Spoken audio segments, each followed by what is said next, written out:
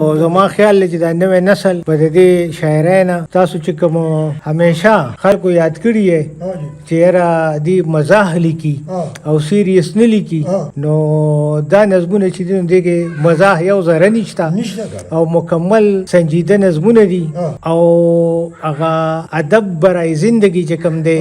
او د دینی شاعری چې کوم د دینی خدمت چې دی هغه ټول خبره زما په خیال دینی شاعری ده بالکل ځکه چې د ټولې دنیا علاج اسلام دی او حالانکه دا شاعری د تاسو چې کوملار ورکړې و د طنز و مزاح ده نو هغه ډیره ګرانه ده ځکه چې هغه عوامي کولم غواړي او ورسره هغه طنزم پکې اچول دي او ورسره مزاح اچول دي او دا خو یو روان یو خیالي وغه تاسو په مخ کې بوزای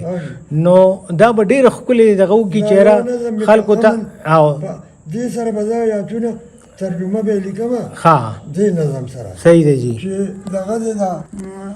سورې دا نظم چې ما لیکلی د دې باره کې د قرآن دا آیات ښه جی زه خپل مخ کې ګڼم بالکل چې په سورې قریش کې الله تعالی فرمایي چې لیلاف قریش نه لیلاف ورزق آخري آیات درې آیاتونه چې فلیعبدوا رب هذا البيت الذي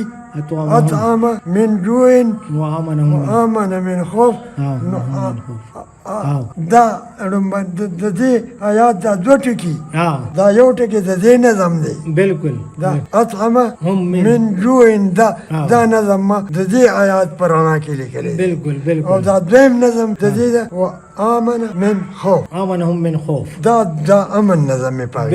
بالکل امنم پکار دی او دا د خېټ علاجم پکار ټول پکار دي او جوین نو دا نیمه آیات دا به دې کې زه د دې ترجمه سره لیکم نو امن راته وایي امن خو موږ امن وایم او امن راته وایي امن ځکه ګڼم چې اسلام د امن دین دی بالکل د سلامتیا دین دی بالکل امن پکار دی که جنگ مسلمانان کوي جهاد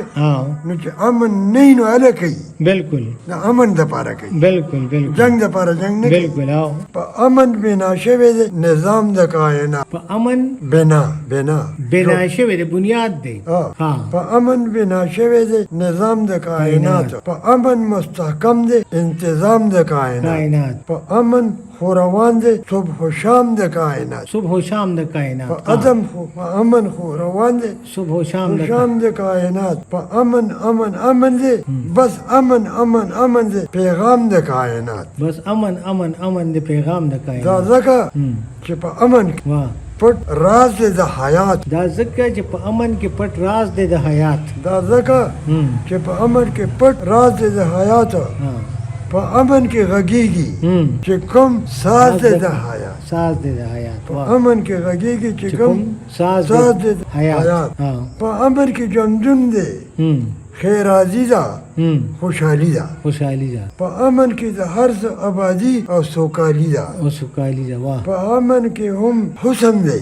په امن کې هم حسن دی هم مینه مثالی ده په امن کې هم حسن دی هم مینه مثالی ده په امن د انسان د فرښتو سره سیالي ده په امن د انسان د فرښتو سره سیالي ده کنینو چې پیریانو په دنیا کې شر فسادو پنینو چې پیریانو په دنیا کې شر فسادو او جهان هسې په نوم باندې آبادو خو بربادو جهان هسې په نوم باندې آبادو خو بربادو دا نن سبا چې هر ځای کې غوغا د شور و شر دی دا نن سبا چې هر ځای کې غوغا د شور و شر دی یو اور دی راوریږي پرې په قسمه ده که غر دی یو اور دی راوریږي په قسمه ده که غر دی سرې وینې دي بهیږي په قدم خطر دی سرې وینې دي بهیږي په قدم خطر دی سره د ډېرې پوهې هم انسان په جړا سر دی سره د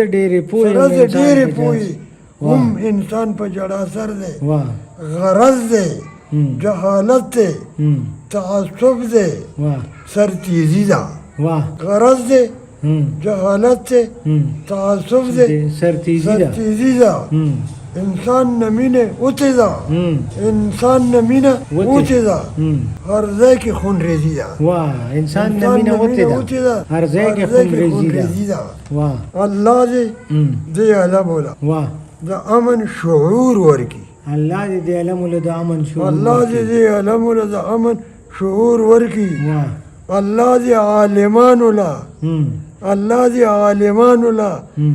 یو دین کی سرور ورکی واه الله دې علمان الله له دې عالمان ولا یو دین کی سرور ورکی سرور ورکی واه الله دې حاکمان ولا هم. د عدل دستور ورکی واه الله دې حاکمان ولا د عدل د عدل دستور ورکی واه الله دې معاشران الله دې مشران ولا واه د صدق منشور ورکی ورکی الله دې الله دې مشران ولا د صدق منشور ورکی نو بیا به امن وي هم. هر ځای به په امانی واه اسلام سلامتی ده ها اسلام سلامتی ده سم جنت به دا جهان جهانی اسلام سلامتی ده سم جنت جنت به بدا جهانی ډیر ښکلی ښه دی. ډیر ښکلی ډیر زبردست